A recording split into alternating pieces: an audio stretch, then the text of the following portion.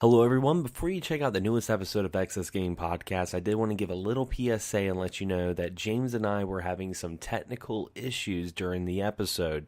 But despite those problems, I hope you guys can sit back, relax, and enjoy the listen. Hope you enjoy.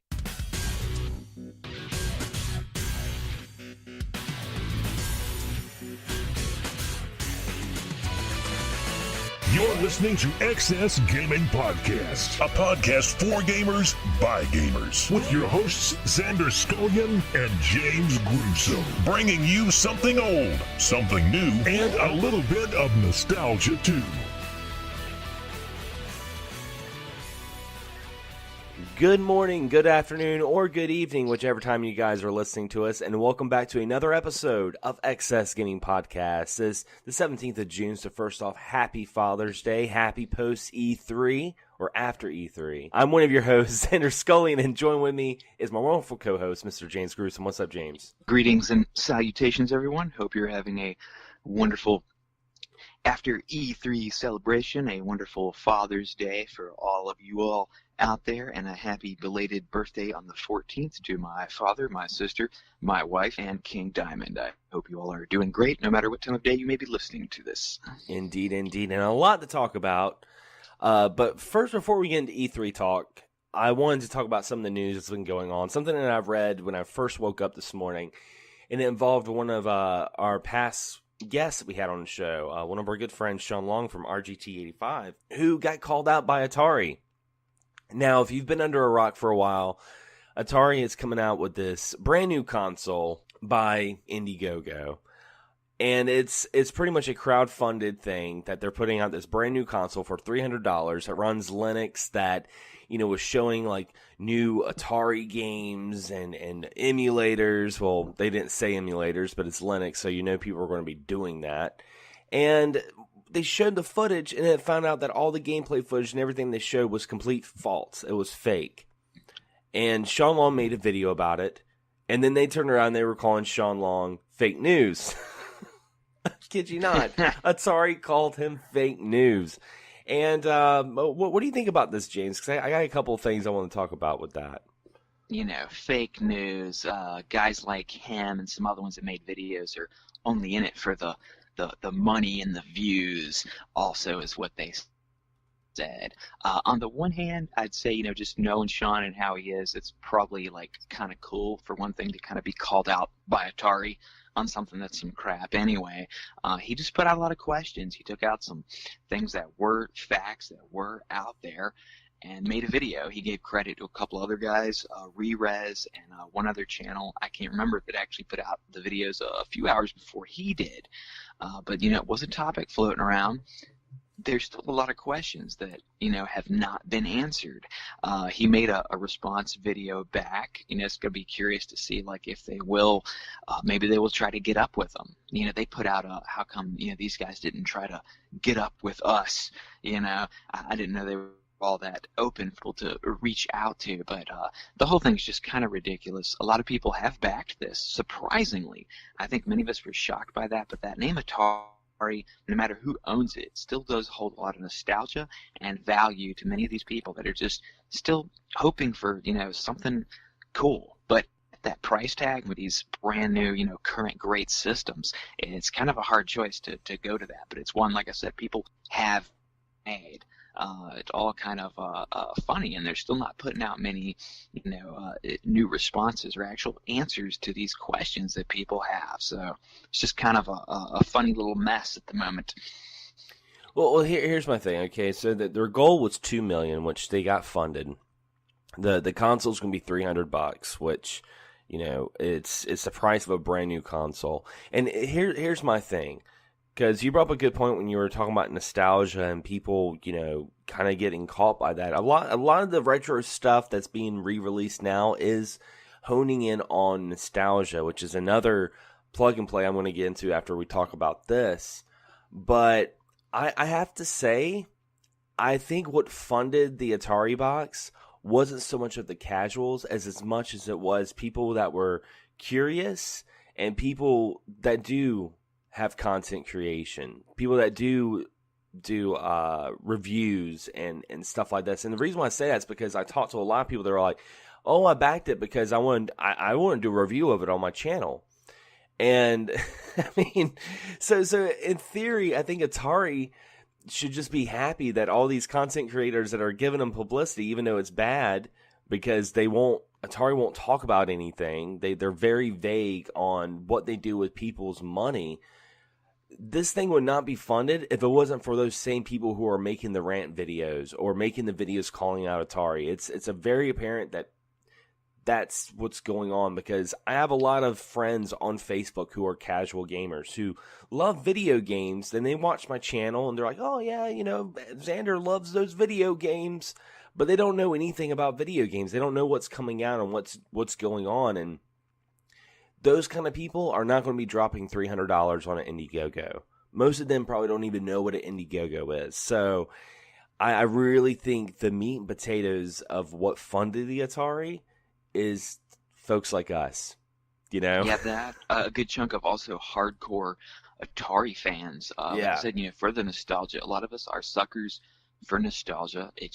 They know how to get us, but a lot of these, you figure the Atari people are, I'm almost 40, and I had a little bit of Atari in my life, but you throw up the people that are, closer to 50.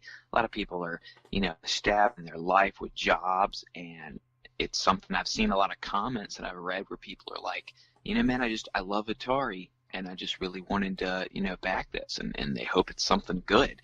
We still don't really know exactly what it is, a lot of us, and I mean, I hope it's something good too. Sean's even said, "Hey, Atari, just, if I'm wrong," he's like, "I'll admit it." But yet, they still don't have any answers to a lot of these questions. And as far as the release date, that's rather questionable too. Like, is that actually going to hit at that time? It's just, it's kind of a big money thing with not a lot of answers, and the people are just kind of floating on a lot of hope, and speculation of what could be there. Indeed. But segueing to another topic before we get into our E3 talk is this week SNK actually released the Neo Geo Mini.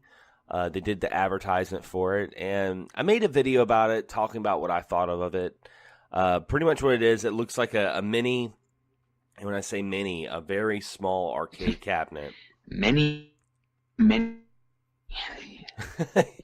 But yeah, it's really small, and it comes with 40 games. Now, the interesting thing is they're coming out with two different versions. They're coming out with a version, an American version, Japanese version, and the 40 games are going to be different for each region. So I know some people may double dip, kind of like they did with the NES Mini and the Famicom Mini. But I was looking at it, and it's just really small. The joystick to me doesn't look practical. It does have two plugs in the side that you can actually hook up these other controllers that are pretty much the Neo Geo CD controllers that you hook up to the sides, because you can hook this mini console to HDMI into your television, so you can play it that way. It's almost like a mini console. But if you don't want to do that, you can carry it around and set it on your desk and play a little bit of Metal Slug with a very small joystick and little buttons. I can't imagine playing a fighter with that. Like, I saw it and I'm like, I don't know. No price tag yet. But, James, is this something that you would probably want to get? Man, I could say just a few weeks ago, before I actually saw it, just going from pictures, I think my kind of view of the size I thought it would be was a little bit off. Like I said, I was pretty much kind of sold. I was like, man, this is awesome. I do have these games, whether on a Pi, whether on my Xbox. I have a lot of them. But, that nostalgia, I do like Neo Geo. We've seen some products with the, like X, and I saw in a comment you had made to someone where you said you thought the Gold X might be better. And I was kind of like, like better? Like, I thought that thing was crappy. But not long after that, I did see the video footage of the actual system, and I was kind of blown away in a bad way due to the size. And maybe that was my own naivety about it. I was picturing something a little bit bigger than that, maybe even close to about twice the size of what it actually is. It does just look very impractical, and when we're looking at cost, it was a lot of speculation of it even being up to 120. I think maybe peaking at like 150, no higher than that. Man, with this size, I really hope it's no more than 100. Just due to it. I mean, like I said, if you want to hook it up to your TV, if you're really into me, I don't blame anybody for getting it. But I was one at one point. I was excited. I was just like, it's a neat little gimmick just to have. But that size, dude, that was kind of a deal breaker to me. I couldn't really fathom playing anything on that. It is just, it's way too tiny even for my small hands. So I'd hope for a little bit better, just a little bit bigger, but I'm just I think I'm going to have to pass on this one. Yeah, I mean, we don't have a price tag yet, but even, I mean, I know it's not going to be less than $100. The control pads looked really cool, and that's something I was like, that might be something I might want to get later on, but. Yeah, if it was maybe, like I said, I'm picturing like 100, hopefully no more. I couldn't picture a lot of people investing in that for that price. And if it was one that happened to come out at like $60, I mean, even for a price at 60, that's the cost of just like a game. I might still would actually get that, but I really don't see any way, and even if you bumped it up to 80, which I think would be a little bit more fair than 100, that would still be kind of out of what I would want to pay. It's going to be interesting to see how it does now. I mean, what do you think too about the size? Just like if it was even half as big or like twice as much, would make it a lot better. Yeah, that's what made me not want to get it, was seeing the size. I mean, I think it looks cool. But practicality, like I said in my video, is just, it's not there. I mean, you can't play Fatal Fury or Metal Slug with a little controller like that, like a little joystick. It's just not precise enough. But we are kind of running short on time, because I did want us to talk a little bit about E3. So that was our little news segment, and we're going straight into E3, and it was an interesting year. I think a lot of people had a lot of anticipation. They expect E3 to be like it was last year, because I thought E3 last year was really good. I mean, we had some really good presentations with Sony last year, and Nintendo knocked it out of the water. Nintendo this year, not so much. Nintendo was kind of they're kind of Smash-centric on this, and they focused a lot on Smash Brothers, which is kind of funny, because whenever you watch a Nintendo Direct or you watch something of E3, for the past couple of years, we've been hearing nothing about, like, where's Smash? When's Smash coming out? Well, finally, one Nintendo Direct, we got teased on Smash, and this E3, they covered everything on Smash. And it was the ultimate Smash E3 for the ultimate Smash Brothers game, because, I mean, it's going to feature all the fighters on it. They're also going to be re-releasing a GameCube controller that you can hook up to your Switch. I mean, the GameCube controller is like an arcade stick for Smash, with like arcade sticks with Street Fighter. It's a go-to. You got to play with a GameCube controller. But I mean, other than that, I mean, they showed off some other things that seemed really cool. They showed off the new Pokemon, which looks like a lot of fun. It's using elements of Pokemon Go. It's kind of feels like a remake of the first Pokemon in the Kanto region. And I mean, Nintendo, they're trying to push 20 million by the end of this year. And what better way than to have Pokemon come out in November and Smash come out in December? Two big franchises back to back during the holiday season. Yeah, I mean, a lot of head titles, for all the companies is one of the things I noticed. With the Smash, I'm just not into Smash. And every time at GameStop, they're like, you want to, put down some money reserves. I'm like, they always look at me weird. Just never been into it. My favorite one, I think, was actually probably the one I love is the one on the GameCube, but I kind of like the little 2D side scrolling, kind of like mini game part of it. That was actually my favorite part. But the roster on it looks amazing. I mean, I would picture if people were into Smash that they would be pretty excited about it. I'll always love the addition. They've done that before with adding on that GameCube controller, where you can play that because that's the preferred method. It's the competition Pokemon, it's another series that I've never really been into. Still always a little curious about it. The thing they're doing with the little Pokeball controller, that always still looks kind of interesting too. And I actually kind of looking forward to Mario. It's one that hasn't really been, as big a title as it used to be back in the 64 days, of course. A lot of people played on the GameCube. It was very loved. And then it kind of just, fell off a little bit. I don't know if people got tired of it. I don't know. I could only assume maybe it's going to have some online play. That would be very cool to play that Mario Party with people, all around the place. If somehow it only couch co-op, which this day and age, I don't really see it only being couch co-op. I know they did that before. I think the Wii U one. Yeah, I was about to say they did confirm that there's going to be some online features on it. So I don't know if the game. Yeah, I don't know if the game itself is going to be strictly on, like it's going to have strictly online and couch co-op, or if it's just going to be certain modes. But either way, I mean, it's got to have online at this point. People have been wanting online for Mario Party since Mario Party 8. Like, people have been wanting it. So, I mean, the realistic thing about it is not everyone has, 4 or 5 people that can come over to their house all the time and play Mario Party. And Mario Party is not a game you play by yourself. It's the most depressing thing you could absolutely do is play Mario Party by yourself on a Friday night. That's terrible.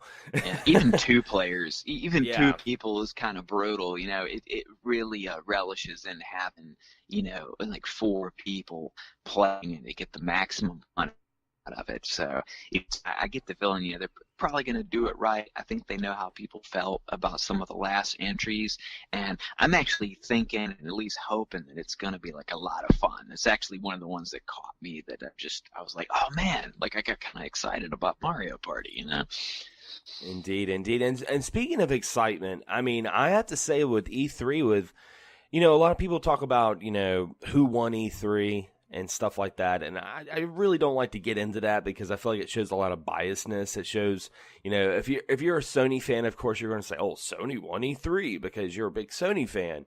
But for me, I think who did well on the presentation and made me want to say, you know what, I want to give these guys a chance is Microsoft. Believe it or not, Microsoft had a very good E3.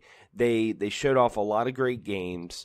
They showed the fact that they've bought out a couple of gaming developers, a couple of different companies like Ninja Theory, which makes me really curious about what's in the future for Microsoft because they also announced that they're in development of the new Xbox. So I'm like, wow, they're going to be coming out with the new Xbox in a couple of years. They've already, got the right teams all together. It looks like Microsoft's really starting to kind of hone in and maybe next generation go for blood like they did with the Xbox 360. It's a possibility, but I mean, they showed a couple of games, a couple exclusives, Gears of War and stuff like that I'm kind of, Forza, I've always wanted to play that because I like, archaic racers and it looks like a lot of fun. And that thing with the weather stuff on Forza too, I'd like to say, I thought was pretty amazing. Like on the tracks, like there could be a pond. If you go back in winter, it's frozen over and you can take the path like driving over the pond. I've always heard a friend of mine, like my one friend I know that has the Xbox One and loves it. He's where I get most of my info from. He was huge on the earlier Forza game, like really loved it. So it's like that's one I would definitely, if at some point I got one myself, Forza is a series I definitely would look into trying out because that one just looks pretty awesome. Yeah, I mean, after the conference, I surprised a lot of people when I was like, I kind of want to get an Xbox One now. Because the thing about it is, I know you and I don't have an Xbox One, and Microsoft and Xbox brand is something we don't talk a whole lot about on the podcast. And it's not because we don't like Microsoft, but it's because we don't have an Xbox One, and it's hard to cover consoles that you don't own because you're just going off of other people's opinions and, you can't talk about it on the podcast as personal as we do with like PlayStation and Nintendo. But after the presentation, I was like, okay, I kind of want to get an Xbox One now because what sold me was just the splash screen of Battletoads. I was like, are you kidding me? And, what's funny is that was always something that I would say, and I even think I've said it on the podcast. I'm like, you know what? I'll get an Xbox One when they come out with the new Battletoads. And it's coming in 2019. Go ahead and bother GameStop about it. Go ahead and reserve it now, But yeah, we've heard rumors of Battletoads for a while. It's another, much loved series that is just, kind of gone the way of the dinosaurs for a while. I hadn't heard nothing about it. It's just been kind of laying low, been the rumors, and it's awesome to finally see that. Also them mentioning Cuphead 2, which was one of the Xbox One games I actually got to play when my friend brought it over. I was about to say it's not a Cuphead 2. It's a new DLC. It's the Golden Chalice. Oh, really? Yeah, it's an extra character. Oh, okay. Well, I must have miswatched that. Oh well, it's all good. But no, that was another thing too, because Cuphead's a lot of fun. I played it on Steam, and I was like, if I get an Xbox One, I'll just, what's great about Xbox is games that you purchase on your PC, you can transfer it to the Xbox One, including Cuphead. So I was like, well, shit, I look at it too as like breathing new life. Of course, games like Shovel Knight have managed to thrive on an extra DLC and characters. Oh, yeah. So seeing something like that with Cuphead, which was such a awesome and loved game, it's pretty cool. Like I said, a little disappointing not to have a full-on 2, but it's still a fairly new game. So I'm sure 2 will be coming up. But might as well breathe some new life into it, while it's still out there. Oh yeah, and I mean it's going to feel like a brand new game with a new character like that, because I think she has a different move set and stuff like that. And going into the Sony, on the other hand, I felt like Sony was probably the most safe playing E3 presentation. I felt like they talked about what they said they were going to talk about. They didn't really surprise too many people. I know they had Capcom reveal Resident Evil 2 remake, which Capcom showing Square Enix how a remake's done, because Square Enix, it's funny. E3 2015, we had the reveal of Shenmue 3, we had Final Fantasy 7, and Resident Evil 2 Remake, all announced at 2015's E3, which kind of spoiled us years later, and I think that's one of the things about E3. We still want to relive that 2015 one. But since they did that, Capcom's like, you know what, took us about 4 years, but hey, Resident Evil 2 is coming out. Meanwhile, Square Enix is like, still have no idea what they want to do with the Final Fantasy VII Remake. It's hilarious. No, that is. And I mean, RE2, it was awesome to finally see. I think a lot of people questioned. I'd often see people asking about it. I think a lot of people had kind of given up hope, where I wasn't really, shocked by it. Like, I was pretty confident. Everything I read, I was like, it's coming out, man. It's still coming out. It's just taking its time, and to finally get to see it, it just looks awesome. I mean, you think of the time when we got the remake of RE1, and that was in the GameCube era, and how great that looked, and see the difference, jumping up, a decade or more later, and you've got how it looks now, and there's still wonder, is there going to be, from how it looked in the video, like, is there going to be a first-person mode, like RE7? Be normal style. I wondered, like, we were talking to each other, like, will it have a little bit of like VR treatment to it? Yeah. Either way, it's just awesome to see that one. Finally see some footage, and to know for sure that one's finally coming out. It was just really awesome. I can't wait to see how that alligator looks, man. That's gonna be just insane. Yeah, I'm dude. That to me was probably one of the most anticipated titles that I saw at E3. Was seeing Resident Evil 2 remake. Finally, hearing the crowd pop out, it was awesome. Like, everybody was so excited to see that. Which, I mean, they mentioned that they were going to change a couple things about like the enemy placement. They said the puzzles were going to be the same, but they're going to change a little bit of it. So it's not going to just be Resident Evil 2 with a new skin. It is going to be a brand new experience. And, it was one of those games that I was hyped about with 2015.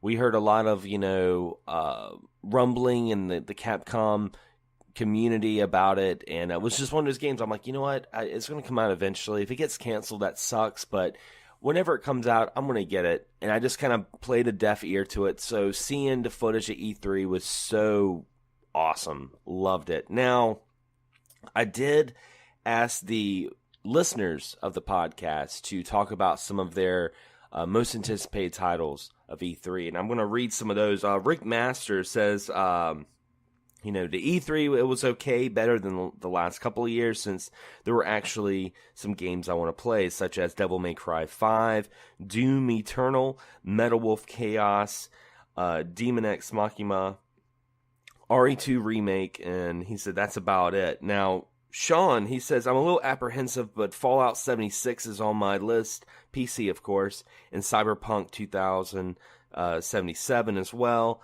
I did register for the Elder Scrolls Blades as well, and hoping maybe a Switch on the horizon to play some Nintendo goodness. Plus, may finally bite the bullet and scrape up a secondhand PS4 to round out the system in the house. Jason, he says, Resident Evil 2 and the 3 Samurai games have me smitten. There's a lot of samurai games coming out this year, or at this E3 they announced. Yeah, I did see that Ghost of Tsushima looked. I'm always a sucker for samurai games. Yeah, that was when I was like, oh man, it's like you got my attention, even a bit more than ninja games. Sometimes it always makes me think of Way of the Samurai, how much fun I had playing those early ones. So like anytime there's some samurais in the mix, man, you got my attention for sure.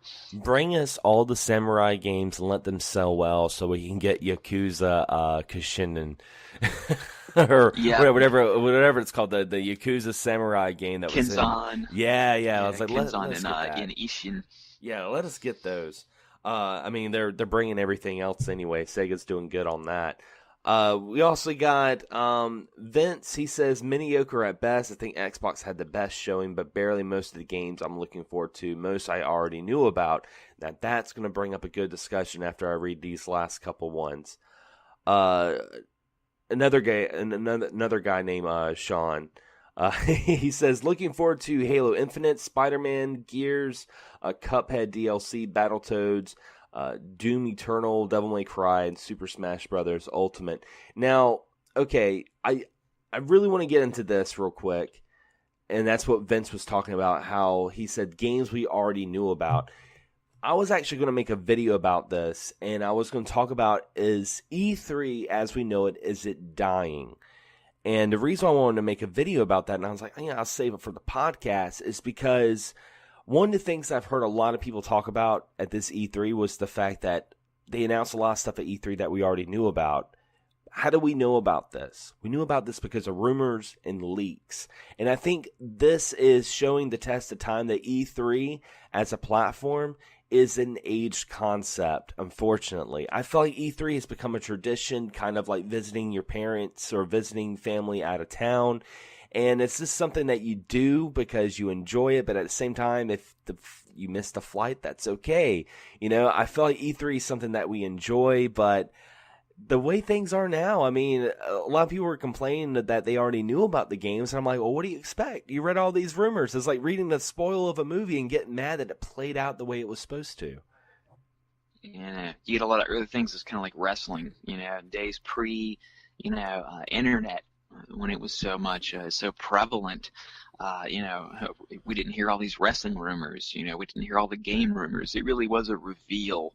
Whereas nowadays it's more kind of like a convention, you said, it is just like a get together. It's a thing for people to do. Because whether it's, even magazines or, like I said, mainly on the internet, it's like you are going to end up hearing a lot about these. You might get to see the actual footage, but there's not really too many things that are a full-on actual, surprise anymore. Not like The Wizard back in the day when we got to see footage of Mario 3. We just don't really have that as much, which is, it kind of sucks. I always like the excitement and the surprise, but that's just the way it is. I don't know if they need to kind of try to keep things better under wraps, or, you can't really fight just rumors and things that get announced, way early. Hey, we're working on this. So you kind of know it's coming sometime. You might know exactly when, but it is there, and you have seen things about it. So it's just the way of the world, I guess.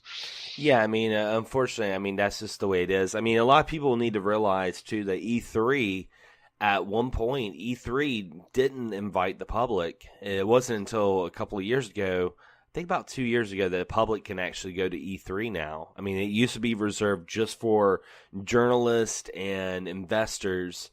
And, back then when E3 first came out, the people that came to see E3 were folks who wrote for magazines. And we had to wait a whole month for the next issue of like GamePro or EGM or GameFam. We had to wait the next month to hear about what happened at E3. So it was just a different breed. So when I hear people say that, we saw exactly what we already knew about, I'm just kind of like, well, what can I say? I mean, they can't just change what's going on in their already programmed and scheduled presentation that they've probably been prepping for since last year. Because I'm pretty sure after that E3, they're already gearing up for what they're going to talk about the next E3.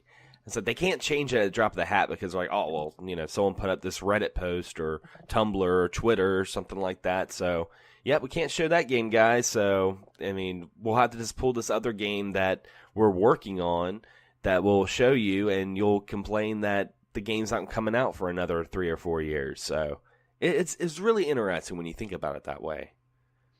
Yeah, it's just the sign of the times, man. Can't fight it sometimes. Yeah, exactly. Now, before we wrap up and talk about games we've been playing recently, I want to ask you, James, what are 3 games?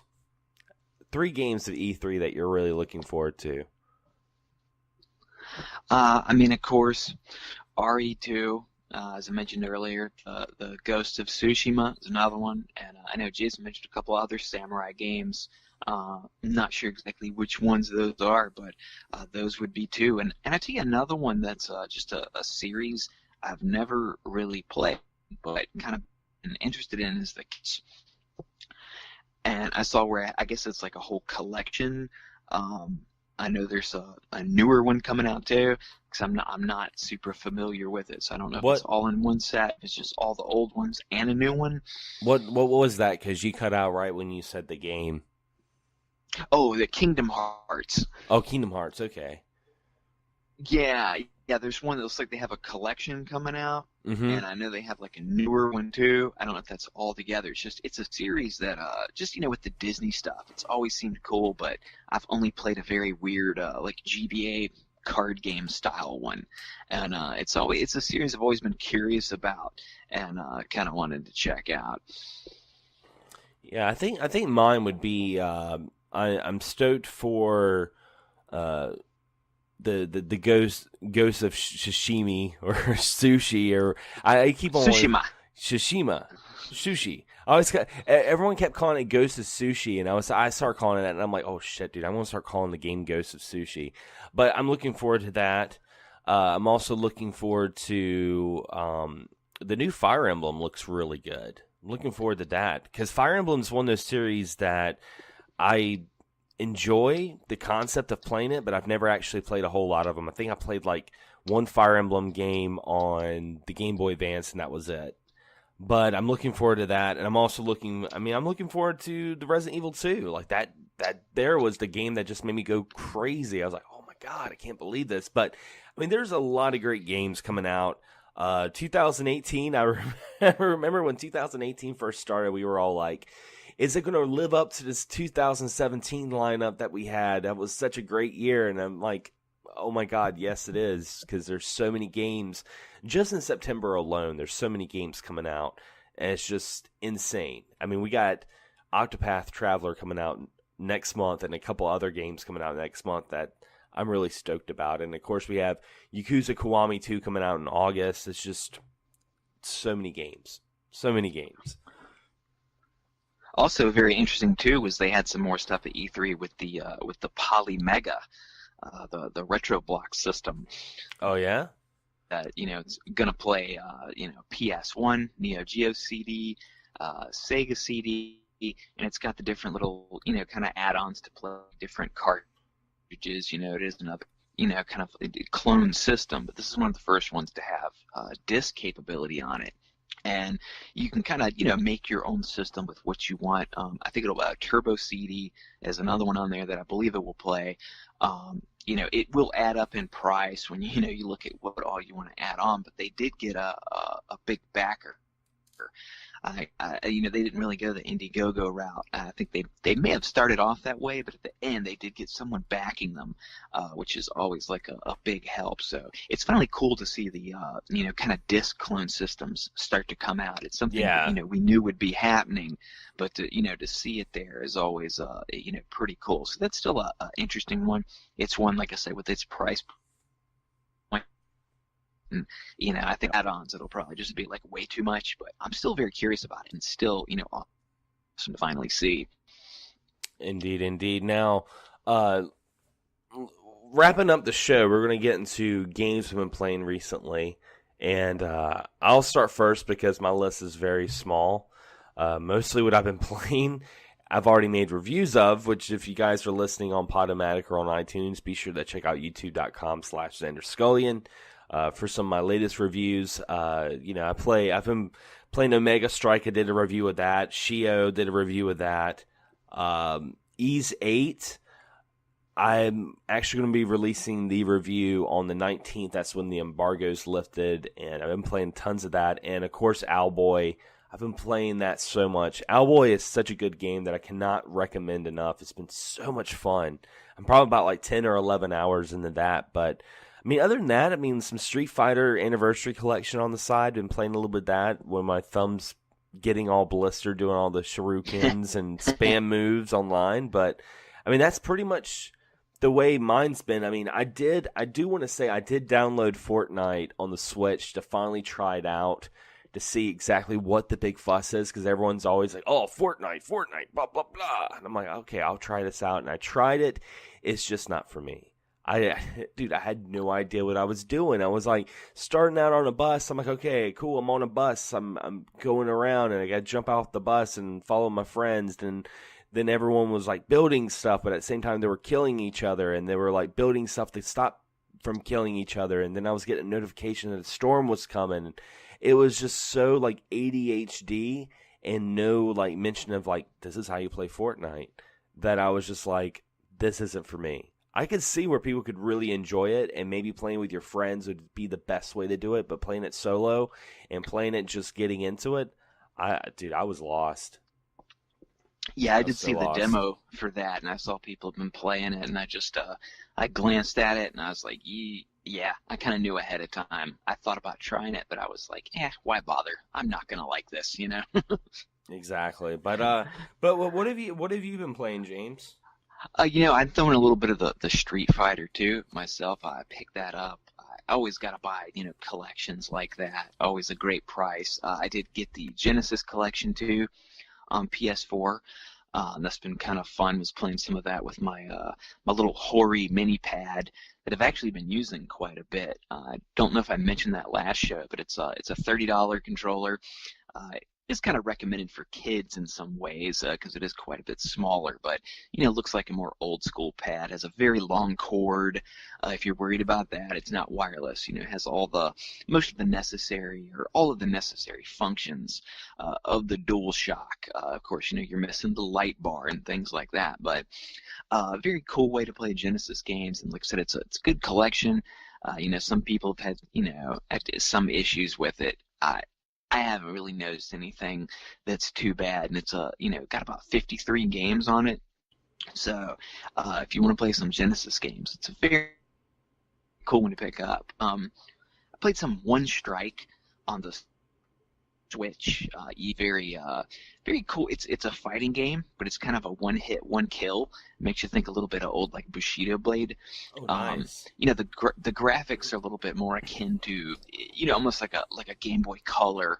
Kind of makes you think. They're a little bit simpler, but you have about 8 different fighters, samurai style, with some ninjas, and you got a few different weapons.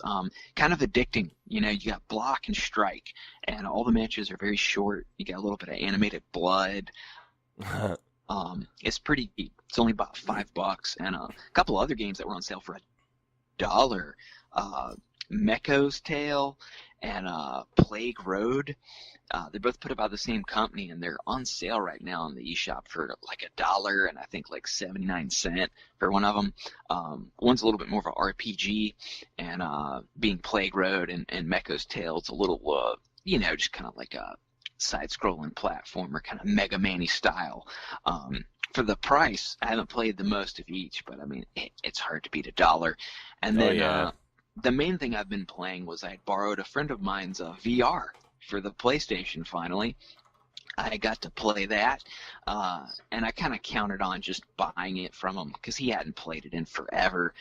So I picked up some Move controllers, I picked up some games, and then afterwards he decided to go ahead and sell it to me. I haven't got to play it as much as I wanted to just because I've had a crazy week of just life things going on. But I did get to try like a couple free games they had, and I did pick up The Inpatient, which it's a prequel to Until Dawn, a very, very awesome PS4 game. But man, the VR, I could say I didn't really know what to expect, but going into it, it's very comfortable. I mean, you can wear the headset with glasses. The hookup to it is even like, I watched a video ahead of time, instead of sitting there and reading stuff, just to help me go through it. Very easy setup, very comfortable, and I mean, man, it really does kind of feel like you're in a different place. It's crazy to be able to turn your head around and see stuff behind you. I did some virtual roller coasters, which were very fun. And like I said, The Inpatient, much like Until Dawn, has a lot of choices, but you're a patient in the Blackwood Sanitarium, which was one of the areas, in Until Dawn that you went to, and you learn about some of the residents that were there. Funny, Until Dawn also has a Blood Rush, which is kind of a light gun game on a roller coaster. Until Dawn has a very neat little games, I think. It's kind of weird, two of them on VR, and they're all different, but I picked up Doom and Resident Evil 7, which I'm sure is going to be extremely scary because I already jumped and yelled playing The Inpatient when I had stuff just pop out right in front of me. I mean, the headset really does just kind of, you kind of have to light your room, a bit more to be picked up by the camera. But I mean, the headset does a good job of just like closing you off. And with the Move controllers, you have your hands, you can pick up stuff. I mean, at times getting used to the movement is a little, it takes a little bit. But I mean, once you get it, I mean, it really is pretty amazing. And I mean, I'd say anybody that's curious about the VR, it's getting cheaper and cheaper now. I mean, you can get like a whole setup, with the headset, the camera, Move controllers, Skyrim. I think GameStop had it on sale for like $250, which is cheaper than the Atari VCS and probably a much better investment. There's lots of games on PSN you can download, and a lot of the games are fairly cheap. I think it's still a viable, add-on. And I hope we see, more games, especially with it being cheaper. I'd like to see more people, check it out. I still don't think it's like the future of gaming, but I mean, I think it's a pretty damn fun experience. It's kind of different just to be closed off from everything. And not to mention, you can play your regular games if you just want a game like in your face on the headset. You can really play anything on it. It won't have the VR capability, but if you just, want a game all up in your face, it's pretty awesome. But I've been happy with it. And like I said, just, looking forward to trying out. I still got a stack of about 5 games I haven't even got a chance to play. So it's been really awesome, and I'd recommend people to check it out. Like, if you're curious about it and you think you might like it, like you probably will. It's way better than I thought it would be. Indeed. And I would say you cut out a little bit in some of that sentence, but it's just because I think we got a bad storm coming, so our connection's been kind of iffy because it just started raining really, really hard. But yeah, we've had a couple technical difficulties, so we apologize for any cut-ins and cut-outs on this one. It'll be much clearer on the next one. Yeah, exactly. We wanted to knock something out, with the E3 going on and with our schedules lately. It's been just kind of a time crunch. Yeah, exactly. But with that being said, I mean, I think it'd be good time to wrap up the show. We got to talk about E3, and 2018 looks like a really, really fun year. But if you guys are listening to us on Podomatic or on iTunes, be sure to leave us a review, rate our show. It really helps. Actually, we've been climbing up the charts on Podomatic a little bit, so thank you so much for the listeners on that. And also check out YouTube. Check out my channel on YouTube, youtube.com/XanderSkullion. Got a couple of reviews coming out very soon, including Ease 8 on the Nintendo Switch, and also Die for Valhalla. That I'm doing a review of that very soon, and so be sure to check that out. Anyway, guys, hope you have a wonderful day, and as always, thanks for listening, and as always, happy gaming. Have a pleasant evening, everybody.